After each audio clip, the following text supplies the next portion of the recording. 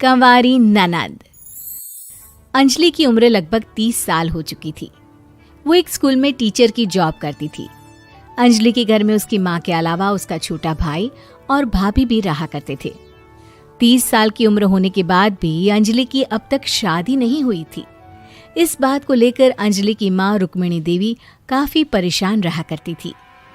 माँ, मैं स्कूल जा रही हूँ, जरा मेरा टिफिन तो दे दीजिए। अब क्या पूरी जिंदगी मैं तुझे टिफिन बनाकर देती रहूंगी? अरे कुछ सोचा भी अपने बारे में या बस ऐसे ही? क्या माँ, सुबह सुबह फिर वही बातें लेकर बैठ गई। माँ गलत क्या कह रही है अंजलि दीदी? इतनी उम्र हो चुकी है आपकी, माँ कब तक आपकी सेवा करती रहेंगी? भाभी, मैंने माँ को कब कहा कि मेरी सेवा करो? वैसे भी अपना टिफिन मैं खुद तैयार कर लेती हूँ, बस टेबल से उठाकर देने को ही तो कहा था।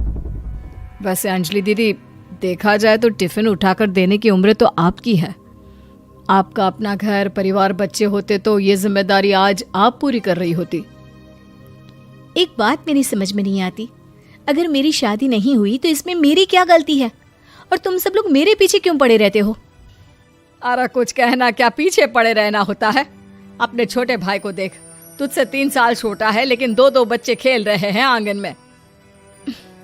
मुझे आप लोगों की कोई बात नहीं सुननी, जा रही हूँ मैं। और आप में से किसी को मेरा कोई काम करने की जरूरत नहीं है, मैं खुद संभाल लूंगी।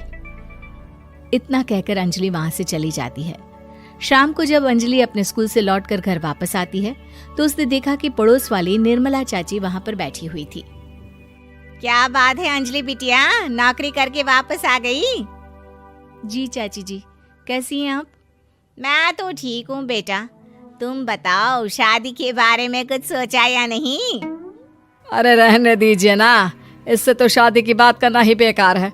कुछ भी कहो तो गुस्सा करती है, बात बात पर आंखें दिखाती है। माँ, आप ऐसा क्यों कह रही हैं? मैंने कब आप पर गुस्सा किया? अरे अंजलि बेटा, तुम्हारी माँ ठीक ही तो कहती है। 30 की होने आई हो, अब तुम्हें भी शादी वादी कर लेनी चाहिए।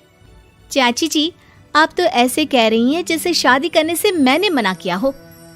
रहने दीजिए निर्मला चाची, हमारी अंजलि दीदी को अभी तक उनकी पसंद का दूल्हा नहीं मिला ना, इसीलिए वो शादी नहीं कर रही।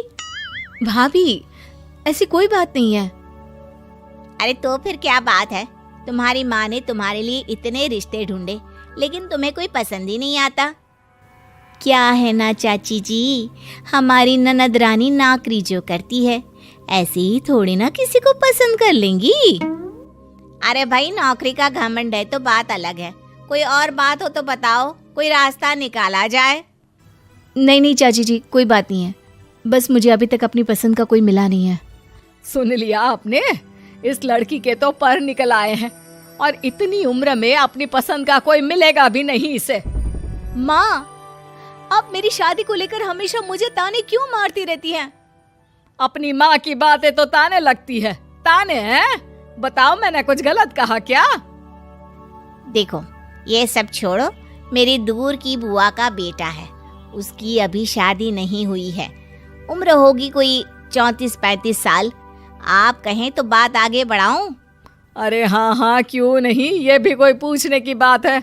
अरे जल्दी से लड़के को यहाँ बुला लो। माँ, आप मुझसे पूछे बिना मेरी शादी की बात करने जा रही हैं और मेरी उम्र 30 भी पूरी नहीं हुई है।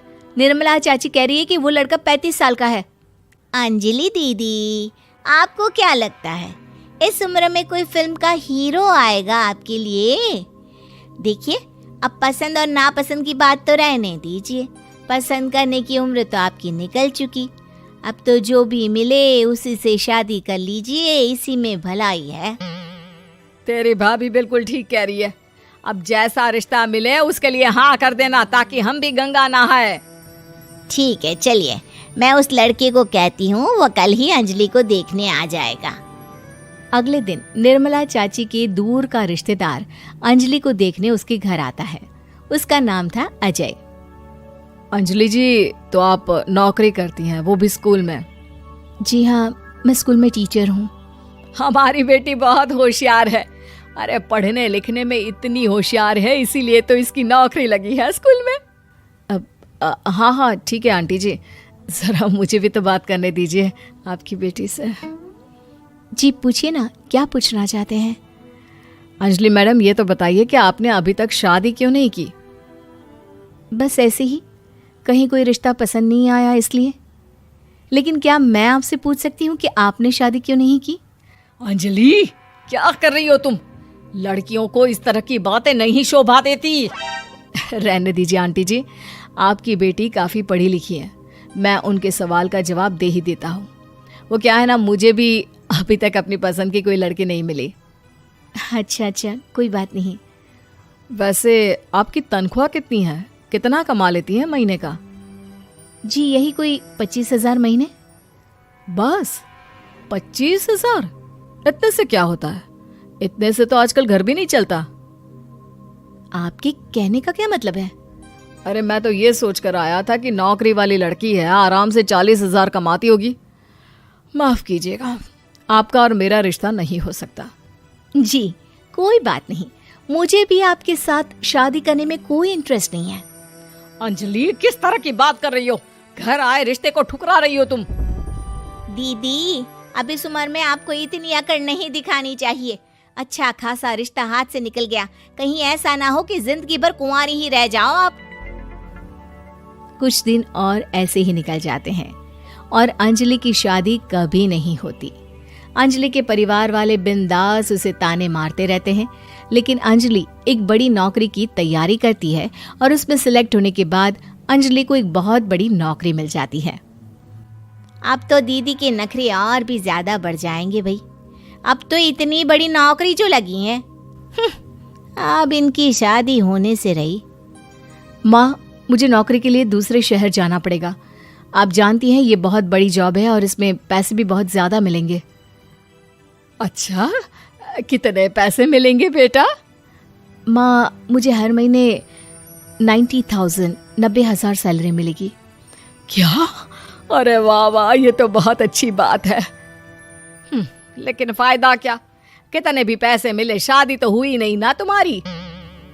अंजलि नौकरी करने के लिए दूसरे शहर में चली जाती है और जब कुछ महीनों के बाद वो वापस घर आती है तो उसे अपने पति के साथ देखकर उसके घर वाले हैरान रह जाते हैं। अरे अंजलि, तूने शादी कर ली और हमें बताया तक नहीं। और दामाद जी करते क्या हैं? इतनी बड़ी कार है उनकी। माँ, मैं आपको सब कुछ बताना चाहती थी, लेकिन आप सबके ताने सुनकर बहुत दुखी हो गई थी और इसलिए मैंने अपनी पसंद से शादी कर ली। मेरे पति मेरे साथ ही ऑफिस में नौकरी करते हैं और बहुत बड़े अफसर हैं। और एक बात बताऊं माँ, आज मैं बहुत खुश हूँ।